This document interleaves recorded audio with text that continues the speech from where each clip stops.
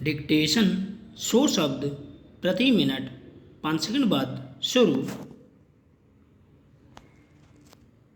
शुरू। हत्या अपने आप में एक जघन्य अपराध है और ऐसी वारदात के बाद जांच के क्रम में इसके कारणों की खोज को सबसे अहम पहलू माना जाता है। लेकिन इससे त्रासद और क्या होगा कि राह चलते बिल्कुल साधारण बातों पर भी कुछ लोग किसी पर जानलेवा हमला या फिर पीट पीट कर उसकी हत्या तक कर देते हैं। खासकर शहरों महानगरों में आए दिन ऐसी घटनाएं सामने आने लगी हैं, जिनमें वाहन चलाते हुए बेहद मामूली बात पर भी लोग आपस में भिड़ जाते हैं और उसमें हुई मारपीट के क्रम में कई बार किसी की जान चली जाती है।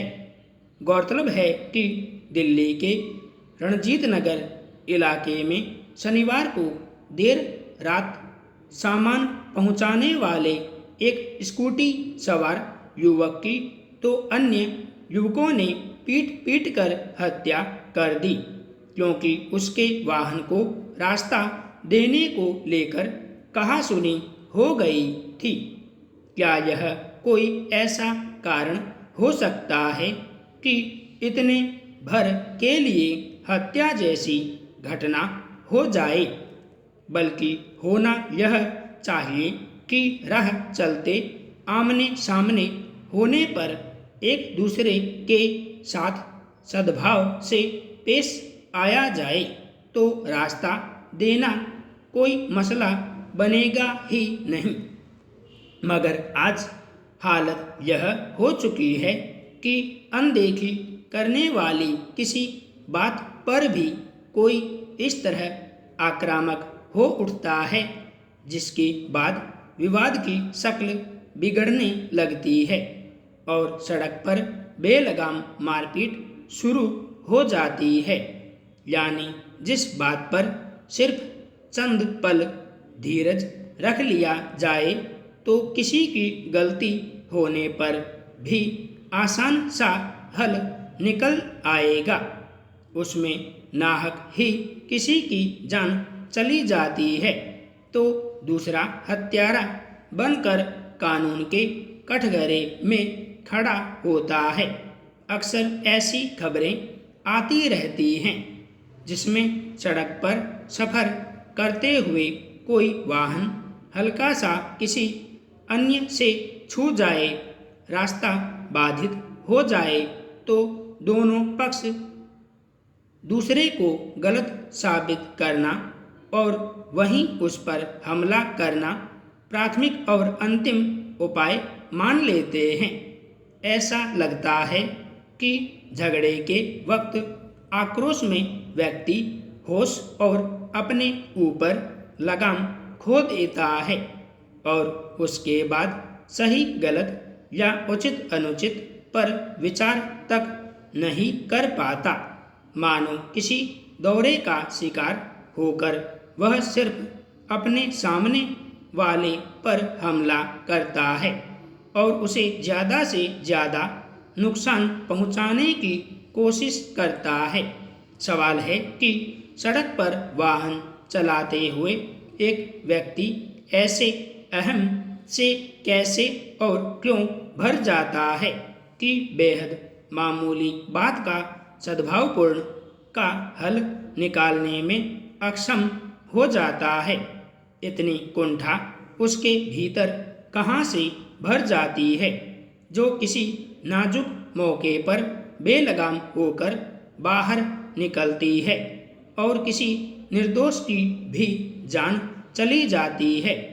इस स्तर तक विवेक के क्षरण की स्थिति में व्यक्ति न केवल दूसरों के लिए बल्कि कई बार खुद के लिए भी घातक हो जाता है।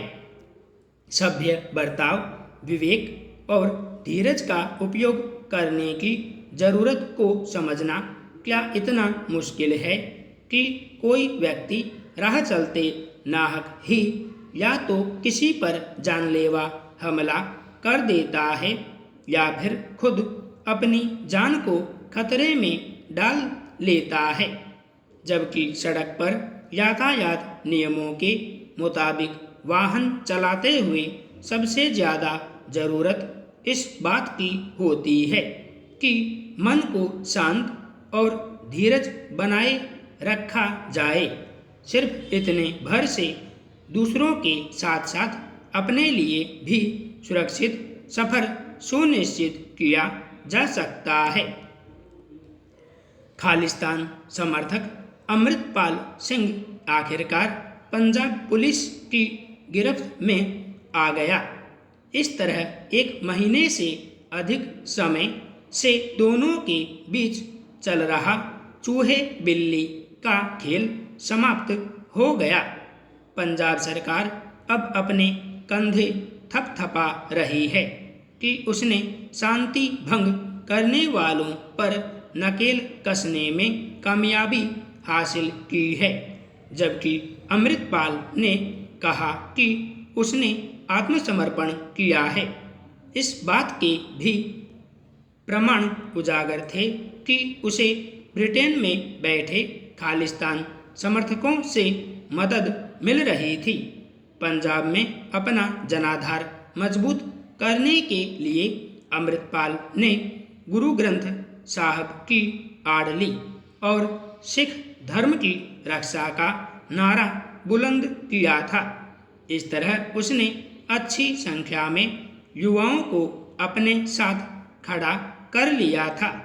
उसकी ताकत तब समझ में आई जब उसके एक समर्थक को पुलिस की गिरफ्त से छुड़ाने के लिए बड़ी संख्या में लोगों ने हथियारबंद होकर अजनाला थाने पर हमला कर दिया था। आखिरकार उसके उस समर्थक को छोड़ना पड़ा था, मगर अमृतपाल तभी से पंजाब पुलिस की नज़र में चढ़ गया था। अजनाला की घटना के बाद वह इतना उद्दंड हो गया था कि खुलेआम केंद्र सरकार और केंद्रीय गृह मंत्रालय को चुनौती देने लगा था। आखिरकार केंद्रीय गृह मंत्रालय ने पंजाब पुलिस को उसकी गिरफ्तारी में मदद की और पुख्ता रणनीति के तहत उसे पकड़ने की कोशिश की गई, मगर पुलिस को चकमा देकर अमृतपाल भाग निकला और करीब 35 दिनों तक छिपता फिरा। फिर पंजाब के मोगा जिले के रोडे गांव के गुरुद्वारे में उसके होने की सूचना मिली और बिना किसी कवायद के वह पकड़ा गया। अमृतपाल के सभी प्रमुख समर्थक पकड़े जा चुके हैं। इस तरह उसके पकड़े जाने के बाद अब खालिस्तान के समर्थन में भड़काई जा रही चिनगारी के शांत पड़ जाने की उम्मीद की जा रही है। पंजाब सरकार ने भी चेतावनी दी है कि जो भी राज्य में शांति भंग करने का प्रयास करेगा उसे बख्शा नहीं जाएगा। पंजाब एक सीमावर्ती राज्य है और वहाँ सुरक्षा व्यवस्था के मामले में किसी भी तरह की कोताही किसी बड़ी आतंकी साजिश को हवा दे सकती है।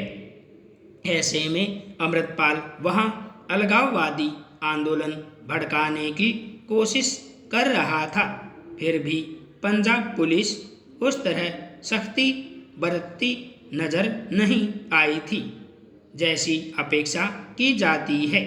क्या वजह थी कि अजनाला थाने पर हमले के बाद भी उसे निर्भय घूमते रहने का मौका दिया गया और वह पत्रकारों को साक्षात्कार दे रहा था?